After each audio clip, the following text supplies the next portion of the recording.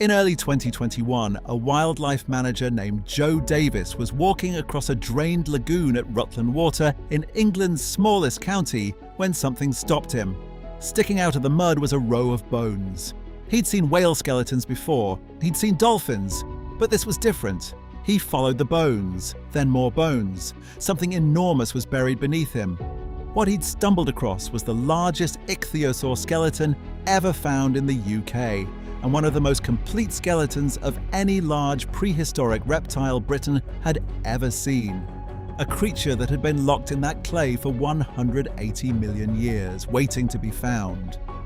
And the moment scientists began examining it, they realized it wasn't just a discovery, it was a crime scene. To begin, we have to go back. Let's rewind 180 million years. The landmass we now call England doesn't exist. In its place is a warm, shallow tropical sea, lit green from below, thick with ammonites and belemnites and creatures we have no modern names for. It looks nothing like the grey coastline we know. It feels almost alien, and through those waters moved something that would terrify anything alive today. Temnodontosaurus, cutting-tooth lizard, sea dragon. Call it what you want. The name barely captures what it was. Up to 33 feet long, possibly more. Roughly the size of a city bus, not a fish, not a dinosaur. A reptile that had returned to the sea and in doing so became something the sea had never quite seen before. Its body was shaped like a dolphin's, not because it was related to dolphins, but because the ocean demands a certain shape from anything that wants to move fast through it. Evolution wrote the same blueprint twice, 150 million years apart.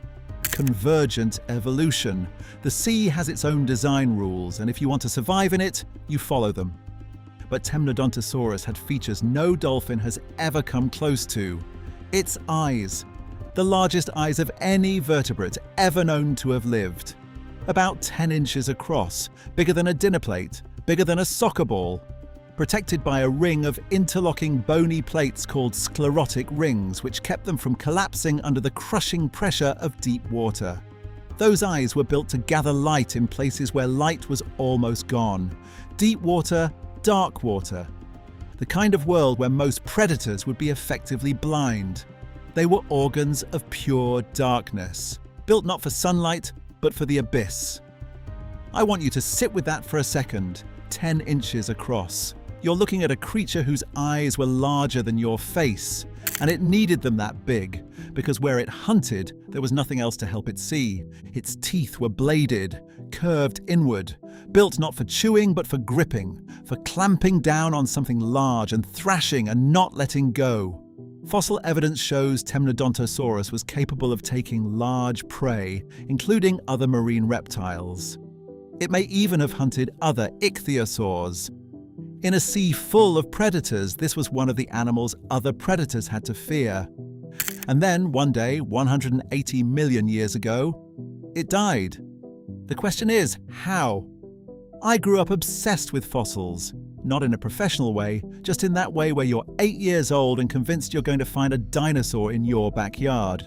What Joe Davis found in Rutland is the kind of discovery that makes every amateur fossil hunter feel like the universe owes them one.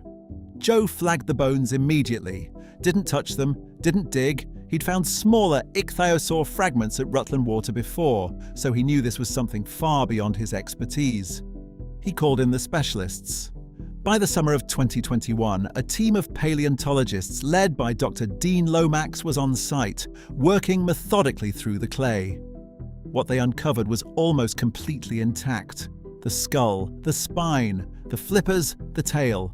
Nearly the entire skeleton still articulated, meaning the bones were still in roughly the positions they'd been in when the animal died. That kind of preservation is exceptionally rare. It means the body sank quickly into oxygen-poor sediment before scavengers could scatter it. The skeleton measured just over 33 feet, a 6-foot skull alone. Every bone was 3D scanned in position before anything was moved.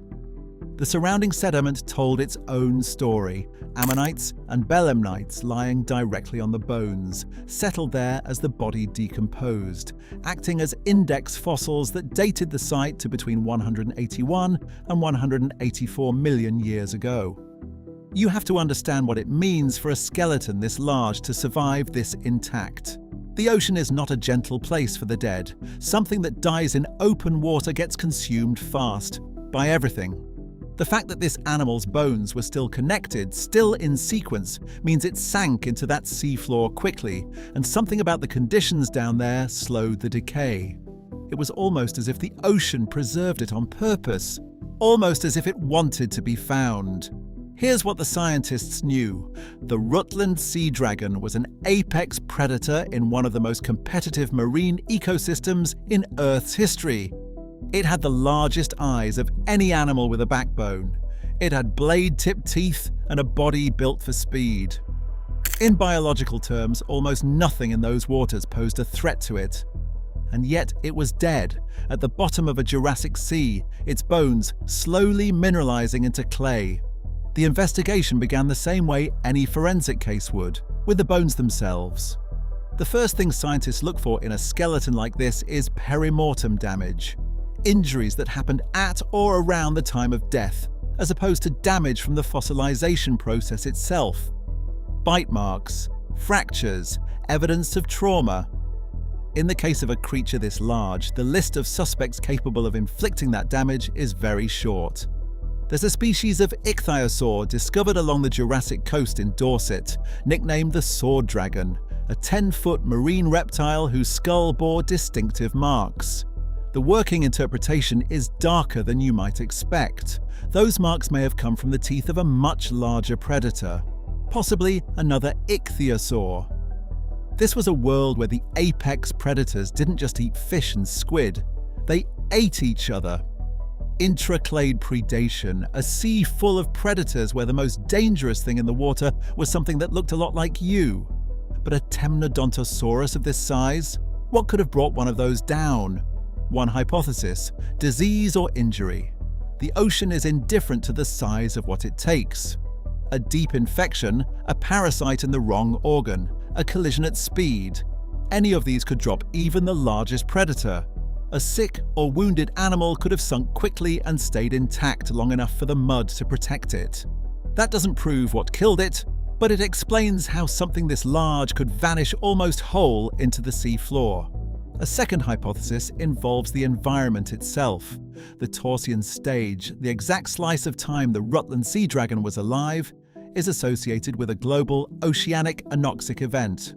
Parts of the Jurassic Ocean periodically lost oxygen. If this animal swam into waters that could no longer support it, the ocean itself becomes part of the suspect list. Not a monster, not a rival, just a sea that for a time could not sustain everything living inside it. That's the thing about being the apex of an ecosystem. You're not protected from the ecosystem itself. A bad tide, a dying sea, the wrong water at the wrong depth. This animal could see in absolute darkness, and it still couldn't see that coming. And that's the part that keeps pulling me back to this story. Not the certainty, the mystery. We have a 33-foot sea dragon in nearly perfect condition, and we still don't know exactly how it died. The fossil isn't finished telling us things. The case is still open. Here's the part of this story that gets overlooked in every headline about the Rutland Sea Dragon. The animal that was found is probably not the largest of its kind that ever lived. Individual bones recovered from sites across Europe are significantly larger than the corresponding bones in the Rutland specimen, which means there were Temnodontosaurs out there that made this 33-foot animal look modest.